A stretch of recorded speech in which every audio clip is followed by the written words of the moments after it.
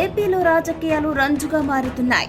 ఎన్నికలకు మరో 40 రోజులు కూడా టైం లేకపోవడంతో పార్టీలన్నీ కూడా ప్రచారంలో దూసుకెళ్తున్నాయి.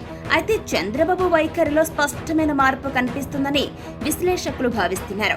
అదేంటో ఇప్పుడు తెలుసుకుందాం. ఏపీలో రాజకీయాలు శరవేగంగా మారుతున్నాయి.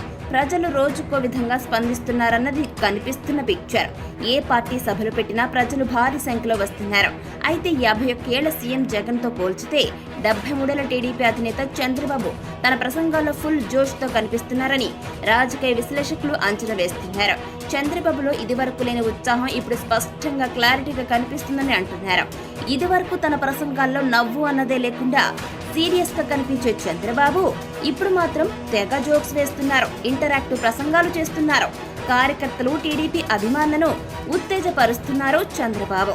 ఛాన్స్ దొరికినప్పుడల్లా అధికార పక్ష అధినేతపై సెటైర్లు వేస్తూ కూరలో కరివేపాకులా తీసిపారేస్తున్నారని విశ్లేషకులు అంచనా.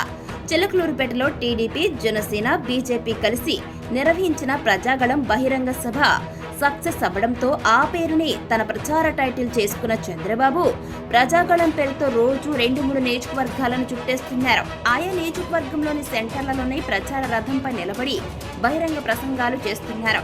అయితే ఈ ప్రసంగాల్లో ఎక్కడా లేని ఉత్సాహం ఆయనలో కనిపిస్తుంది. 40 డిగ్రీల సెల్సియస్ ఎండ ఉంటున్నా దాన్ని ఏ మాత్రం లెక్క చేయకుండా ఆయన జోరుగా ప్రసంగిస్తున్నారు. దీనికి ప్రధాన కారణం భారీ సంఖ్యలో వస్తున్న ప్రజలేనని తెలుస్తుంది. వారిని చూడగానే చంద్రబాబు కొత్త ఉత్సాహంతో ఉరకలెత్తుతున్నారని అంటున్నారు. 40 ఏళ్ల రాజకీయ చరిత్రలో చంద్రబాబు ప్రసంగాలు ఎప్పుడూ చూడని కొత్తదనం ఇప్పుడు కనిపిస్తుందని అంటున్నారు విశ్లేషకులు. చంద్రబాబు మాటల్లో గాంభీర్యం, ఆనందంతో కూడిన డైలాగ్ డెలివరీ కనిపిస్తుంది. సీఎం జగన్ ని అసమర్థ ముఖ్యమంత్రి అని, సైకో అని, చేతకాయ దద్దమ్మ అని ఇలా పలు రకాలుగా కామెంట్లు చేయడమే కాదు, సెటైర్లు కూడా బాగా పేర్చుతున్నారు చంద్రబాబు. సవాళ్లు కూడా విసురుతున్నారు. అదే టైంలో అక్కడున్న ప్రజలతో కూడా మాట్లాడుతూ వారిని చేతులు ఎత్తమని కోరుతూ ప్రసంగంలో వారిని భాగస్వాములు చేస్తున్నారు. అందువల్ల ఈ ప్రసంగాలు ఇంటరాక్టివ్ గా సాగుతున్నాయి. సీఎం జగన్ మాత్రం ఇలా ఇంటరాక్టివ్ గా కాకుండా తాను రాసుకొచ్చిన మ్యాటర్ చదివి వెళ్లిపోతున్నారనే కామెంట్స్ వస్తున్నాయి. చంద్రబాబు అరెస్ట్ అయిన టైంలో టీడీపీ బాగా డౌన్ ఫాల్ అయింది. అయితే ఇప్పుడు మాత్రం తిరిగి కూటమిగా అధికారంలోకి వస్తామని కాన్ఫిడెన్స్ చంద్రబాబులో బాగా పెరిగిందని విశ్లేషకులు అంచనా వేస్తున్నారు.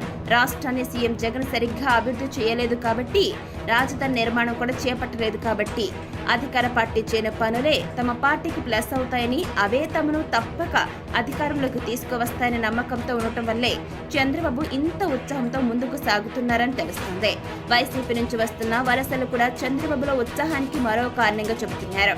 వైసీపీ అసంతృప్తులంతా టీడీపీలోకి రాకపోయినా అసంతృప్తి ఉంది అనే విషయం, దానికి తోడు సిట్టింగ్ ఎమ్మెల్యేల్లో కొంతమందిని జగన్ పక్కన పెట్టడం, కొందరిని వేరే నియోజకవర్గాల్లో బరిలో దింపడం వంటి అంశాలు కూడా జగన్ పాలన సరిగ్గా లేనందుకు సంకేతాలుగా నిలుస్తున్నాయని, ఇవన్నీ కూడా చంద్రబాబులో ఉత్సాహాన్ని పెంచుతున్నాయని విశ్లేషకులు అంచనా వేస్తున్నారు.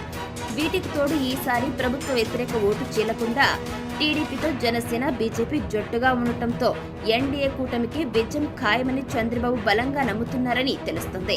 జనసేన అధినేత పవన్ కళ్యాణ్, ప్రధానమంత్రి నరేంద్ర మోదీ చరిష్మాలు సైతం కలిసి వస్తాయనే అంచనాల్లో ఉన్నారని తెలుస్తుంది. కొన్ని ఛానళ్లలో వస్తున్న సర్వేలు కూడా టీడీపీ, జనసేన, బీజేపీ కూటమికి ఛాన్స్ ఉందని చెబుతుండడం, టీడీపీ వ్యక్తిగత సర్వేలు, ఇంటెలిజెన్స్ సర్వేలు కూడా కూటమికి అనుకూలంగా ఉన్నాయనే లెక్కలను పరిగణలోకి తీసుకుంటూ ఉండటం వల్లే చంద్రబాబులో ఈ ఉరకలెత్తే ఉత్సాహం, కొత్త ఎనర్జెటిక్ అనేది వారిలో కనిపిస్తుందని చెబుతున్నారు. మరి ప్రజలు ఏమనుకుంటున్నారు, వారి తీర్పు ఏంటి అనేది ఎన్నికల ఫలితాలను మనకు తెలుస్తుంది.